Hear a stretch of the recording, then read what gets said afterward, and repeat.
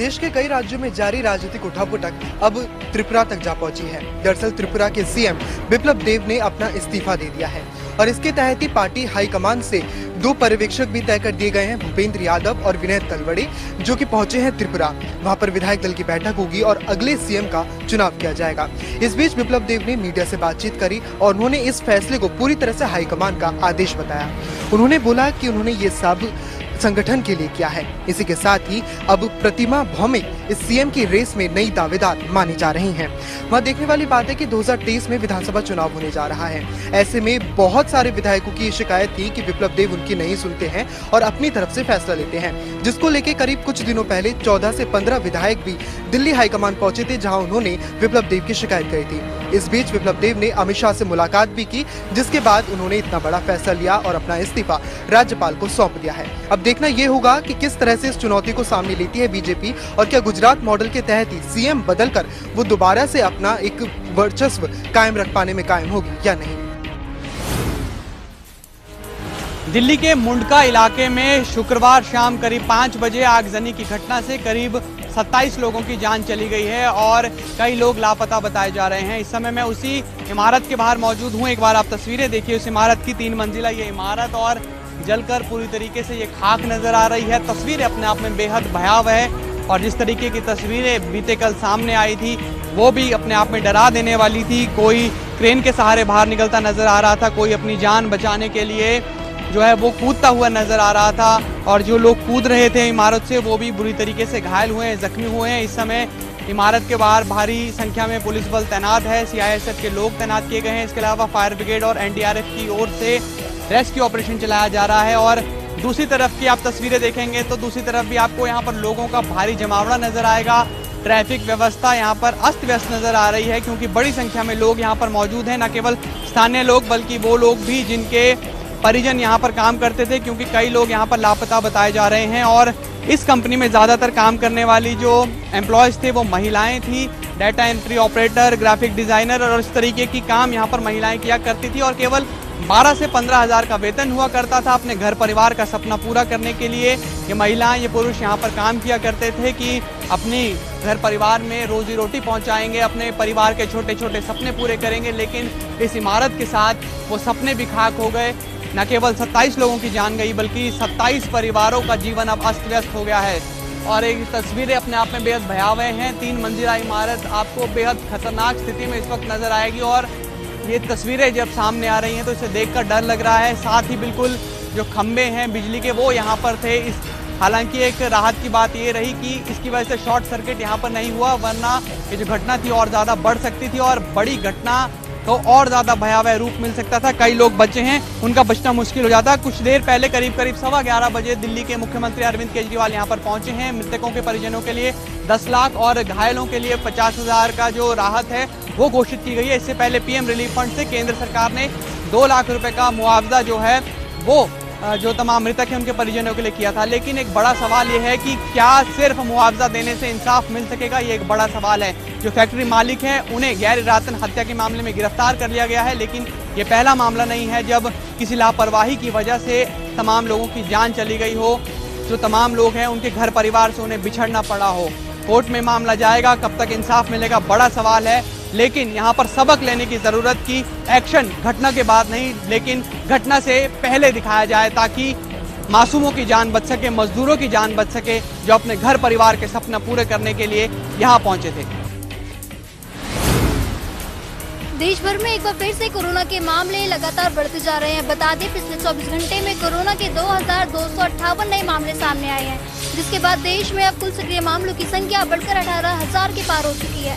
वहीं कोरोना से 11 लोगों की मौत भी हो चुकी है। वही बात करें अगर दिल्ली की, तो दिल्ली में भी कोरोना के मामले अब धीरे धीरे कम होते नजर आ रहे हैं। बता दें पिछले 24 घंटे में कोरोना के 1032 नए मामले सामने आए हैं। राहत की बात यह है कि किसी भी व्यक्ति की कोरोना से मौत नहीं हुई है। राजधानी में अब कोरोना पॉजिटिविटी रेट 3.64% हो गई है। कल दिल्ली में कोरोना के 970 मामले दर्ज किए गए थे। वैसे मामलों में कुछ धीमी देखने को मिल रही है, लेकिन सरकार अभी ढील देने के मूड में नहीं है। मास्क लगाना अभी भी अनिवार्य है, साथ ही सोशल डिस्टेंसिंग पे भी जोर दिया जा रहा है। इसके साथ ही टेस्टिंग पर भी ज्यादा से ज्यादा ध्यान दिया जा रहा है। भारत ने गेहूं के निर्यात पर तुरंत प्रभाव से रोक लगा दी है। ये फैसला तब आया जब भारत ने गेहूं के निर्यात को बढ़ाने का लक्ष्य रखा था। वहीं गेहूं के निर्यात को बढ़ावा देने के लिए सरकार ने एक प्रतिनिधि मंडल का भी गठन किया था। इस प्रतिनिधि मंडल को गेहूं के निर्यात को बढ़ावा देने की संभावनाओं का पता लगाने के लिए मोरक्को, ट्यूनीशिया और इंडोनेशिया समेत 9 देशों में भेजने की बात सामने आई थी। लेकिन इस घोषणा के ठीक 2 दिन बाद ही सरकार ने तत्काल प्रभाव से गेहूं के निर्यात पर रोक लगा दी है। हालांकि योजना में अचानक बदलाव के बारे में पूछे जाने पर सरकारी सूत्रों ने कहा कि चीन भारत से खाद्यान्न ले रहा है क्योंकि फसल के नुकसान के कारण वहाँ खाद्य सुरक्षा संबंधी चिंताएं हैं। लगातार 5 वर्षों की रिकॉर्ड फसल के बाद भारत ने अपने गेहूं के उत्पादन के अनुमान को फरवरी के 111.3 टन के अनुमान से घटाकर 105 बिलियन टन कर दिया, जब गर्मी की वजह से फसल की पैदावार कम हुई थी। एक जानकारी के मुताबिक पिछले साल के मुकाबले आटे की कीमत 13% तक बढ़ गई है। वहीं खुदरा बाजार में आटे की कीमत 49 रुपये प्रति किलोग्राम तक पहुँच गई है। हरियाणा में पंचायत चुनाव का आगाज हो गया है। हरियाणा सरकार ने राज्य के चुनाव आयोग को पंचायत के चुनाव करवाने की अनुमति दे दी है। हरियाणा सरकार से मंजूरी मिलने के बाद राज्य के चुनाव आयोग ने भी प्रदेश में पंचायत के चुनाव करवाने की प्रक्रिया को शुरू कर दिया है। राज्य के चुनाव आयोग ने एक अधिसूचना जारी की है और इसके साथ ही प्रदेश के सभी डीसी को पत्र लिखकर मतदाता सूची की रिवीजन के लिए कहा गया है। सरकार की अनुमति के बाद राज्य के चुनाव आयोग ने 22 जुलाई 2022 तक मतदाता सूची का अंतिम प्रकाशन का समय तय किया है। ऐसे में ये संकेत मिल रहे हैं कि प्रदेश में अगस्त के आखिरी सप्ताह में पंचायत के चुनाव करवाए जा सकते हैं। काबिल गौर है कि पिछले दिनों पंजाब एवं हरियाणा हाई कोर्ट से पंचायत के चुनाव करवाए जाने की हरी झंडी मिली थी। इसके बाद से ही सरकार ने ये बयान दिया था कि प्रदेश में अब जल्द पंचायत चुनाव होंगे। अब हरियाणा सरकार की अनुमति राज्य के चुनाव आयोग को दिए जाने के बाद प्रदेश में पंचायत चुनाव की आहट शुरू हो गई है। प्राथमिक शिक्षक संघ के पदाधिकारियों ने आज पृथला के विधायक और हरियाणा वे हाउस के चेयरमैन नयनपाल रावत को ज्ञापन सौंपा है।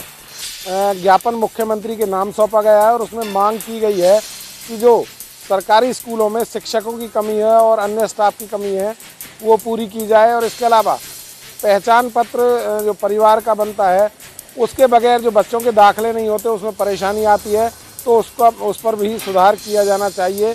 वहीं विधायक नयनपाल रावत ने अध्यापकों को आश्वासन दिया है कि वे उनकी मांगों को मुख्यमंत्री तक पहुंचाएंगे और जो भी इसमें उचित होगा वो जरूर मुख्यमंत्री से करने की सिफारिश करेंगे। कलायत क्षेत्र में वारदातों का सिलसिला थमने का नाम नहीं ले रहा है। ताजा घटनाक्रम में कलायत अनाज मंडी के पास स्थित एक पेट्रोल पंप पर 3 नकाबपोशों ने हथियारों के बल पर लूट की।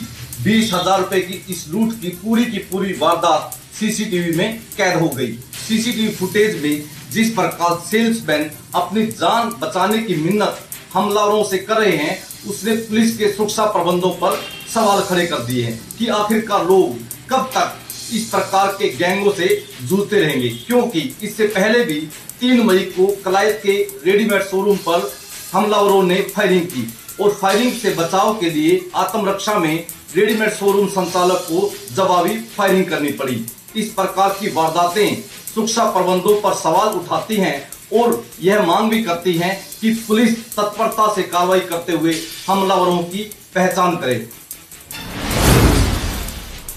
फरीदाबाद की डबुआ सब्जी मंडी में पार्किंग ठेकेदार द्वारा मारपीट किए जाने का वीडियो जमकर वायरल हो रहा है। आपको बता दें कि पार्किंग ठेकेदार ने एक युवक की इसलिए पिटाई कर दी क्योंकि उसकी मां के पास पार्किंग का टिकट था। ठेकेदार की गुंडागर्दी को लेकर जब पुलिस में शिकायत की गई तो स्थानीय पुलिस मौके पर पहुंची और उन्होंने आरोपी ठेकेदार के खिलाफ एफआईआर दर्ज की। पीड़ित पक्ष का आरोप है कि उक्त युवक अपनी मां के साथ सब्जी मंडी डबुआ आया था, लेकिन पार्किंग की स्लिप उसकी मां के पास रह गई थी और जब उसने पार्किंग ठेकेदार को यह बात बताई तो उसने उसकी एक ना सुनी और स्लिप ना मिलने पर युवक की जमकर पिटाई कर दी। वीडियो में दिखाई दे रहा है कि किस तरह से युवक की पिटाई की जा रही है और ठेकेदार जो है उसकी गुंडागर्दी सरेआम नजर आ रही है। फिलहाल इस मामले में पुलिस ने आरोपी ठेकेदार के खिलाफ मामला तो दर्ज कर लिया है, लेकिन लोगों की मांग है कि इस तरह की पार्किंग बंद करवाई जाए और इस तरह के ठेकेदार को कड़ी से कड़ी सजा दी जाए, ताकि वे आने वाले समय में इस तरह की किसी और के साथ हरकत ना कर सके। आज किसान की सब्जियां जो है बाजार में पिट चुकी हैं। किसानों को सब्जियों के दाम पूरे नहीं मिल रहे। खीरा रुपए से 2 रुपए किलो, टिंडा 3-4 रुपए किलो, घिया 3-4 रुपए किलो, पेठा 2 रुपए किलो। यहाँ तक कि जो सब्जियाँ भिंडी है जिसकी तुड़ाई भी पूरी नहीं होती, तोड़ने का जो कीमत है वह भी पूरी नहीं होती। 6-7 रुपए किलो भिंडी बिक रही है। इसी प्रकार करेला है, सभी सब्जियाँ पिट चुकी हैं। सरकार भावांतर योजनाओं का लाभ केवल चंद सब्जियों पर देता है। सरकार को चाहिए कि सभी सब्जियों पर भावांतर योजना का लाभ दे, क्योंकि जैसे डीजल के रेट बढ़ चुके हैं और किसान की ट्रांसपोर्ट भी पूरी नहीं होती। सरकार चाहती है कि किसान फसलों में बदलाव लाए, लेकिन बदलाव करने के बाद किसान का क्या हाल होता है। सब्जियां पशुओं को डालनी पड़ती हैं, शाम को ख़राब हो जाती हैं, किसानों को उनका मूल्य नहीं मिल पाता। इसलिए सरकार से यही मांग है कि सरकार भावांतर योजना का लाभ सभी सब्जियों पर दे। पाठ्यक्रम पर उठाए गए कांग्रेस के राष्ट्रीय प्रवक्ता रणदीप सुरजेवाला के बयानों पर एक बार फिर शिक्षा मंत्री कंवरपाल गुर्जर सामने आए। उन्होंने कहा कि इतिहास जो होता है, जो घटित होता है वही इतिहास होता है और इतिहास बिल्कुल सच्चा होता है, उसे बदला नहीं जा सकता। और जिस प्रकार से रणदीप सुरजेवाला बयानबाजी कर रहे हैं वो केवल एक बयानबाजी है जिसका इतिहास से कोई संबंध नहीं है। वहीं उन्होंने कांग्रेस और रणदीप सुरजेवाला पर निशाना साधते हुए कहा कि रणदीप सुरजेवाला ये बताए कि जब विभाजन हुआ था तो उस समय किसकी सरकार थी, किसने विभाजन करवाया, और जिसने विभाजन करवाया उसको ये बात माननी चाहिए, क्योंकि जिस समय जिसकी सरकार थी ये बात उसी के जिम्मे लगती है। साथ ही उन्होंने कहा कि अगर हम बात करें जो इतिहास के अंदर जो सच्चा होता है और जो सबक देने वाला होता है, जिस प्रकार से उन्होंने कहा कि उस समय के अंदर 562 रियासतें थी जिनका विलय करवाया गया, फिर उस समय के जो गृह मंत्री थे, जो उप प्रधानमंत्री थे, जो उनकी तारीफ की गई, तो वो भी इतिहास के अंदर है जिस बात की तारीफ की गई। और केवल जो इतिहास है वो तारीफ करने के लिए नहीं होता। उन्होंने कहा कि जितने भी देशभक्त हैं उन सबकी विचारधारा अलग है, लेकिन वो हमारे लिए पूजनीय और सम्माननीय है, क्योंकि उन सब ने देश के लिए काम किया। लेकिन इन लोगों को वीर सावरकर जैसे जो देशभक्त थे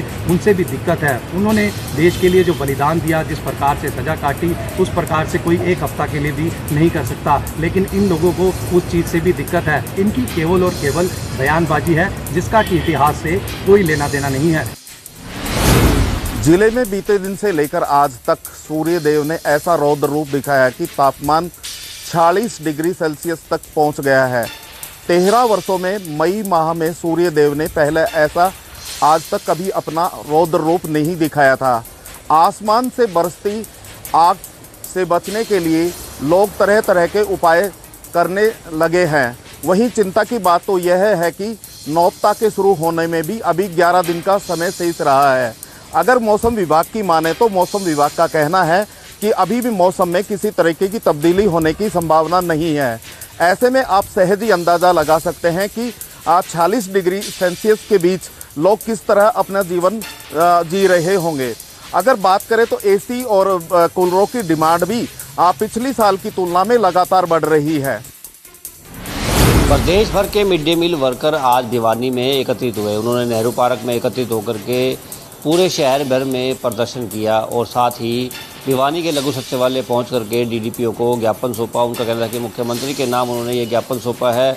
उनका कहना था कि उनकी मांग है कि उन्हें जो रिटायरमेंट की उम्र है उनकी 65 वर्ष की जाए, साथ ही उन्हें जो वेतनमान है जो कि 10 महीने का दिया जाता है उसे 12 महीने का किया जाए, साथ ही मेडिकल की सुविधाएँ दी जाए और उन्हें सरकारी कर्मचारी का दर्जा दिया जाए। वहीं डीसी रेट उन पर लागू होना चाहिए। फिलहाल उन्हें 3500 रुपये महीना वेतनमान दिया जाता है जो कि काफ़ी कम है।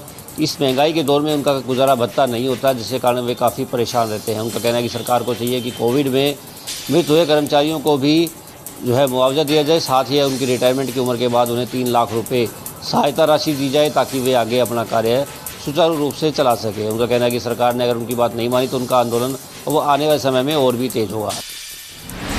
बल्लभगढ़ के पंजाबी वाड़ा को नाली मुक्त करने की पहल करते हुए प्रदेश के परिवहन मंत्री मूलचंद शर्मा ने करीब 87 लाख की लागत से सीवर और पानी के कार्य की स्थानीय लोगों के हाथों नारियल तुड़वाकर शुरुआत की।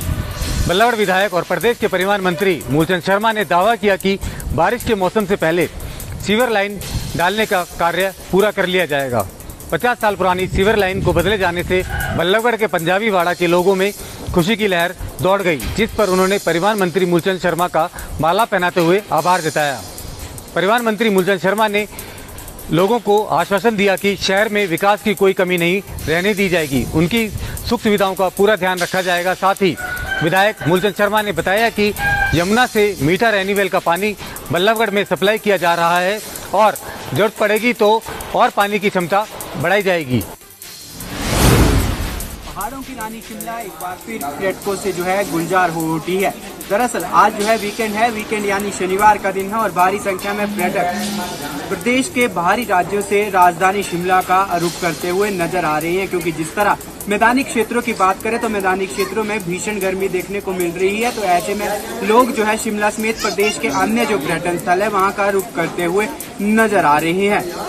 वहीं होटल ऑक्यूपेंसी की बात करें तो होटल ऑक्यूपेंसी वीकेंड के दिनों में 80 से 90% तक रह रही है। वहीं अन्य दिनों की बात करें यानी नॉर्मल दिनों की बात करें तो ये ऑक्यूपेंसी 40 से 50% तक रह रही है। वहीं शिमला में अब ये भी देखा गया है कि बाहरी राज्य समेत जो विदेशी पर्यटक है वो भी यहाँ पर चहलकदमी करते हुए नजर आ रहे हैं, क्योंकि जिस तरह से पिछले 2 सालों से कोरोना महामारी थी तो उसकी वजह से इंटरनेशनल फ्लाइट्स जो थी बंद हो गई थी। ऐसे में जिस तरह से अब जो है इंटरनेशनल फ्लाइट्स धीरे धीरे शुरू हुई हैं तो ऐसे में शिमला जो है विदेशी पर्यटक जो है पहुंच रहे हैं। ऐसे में कारोबारी जो है काफी खुश होते हुए नजर आ रहे हैं।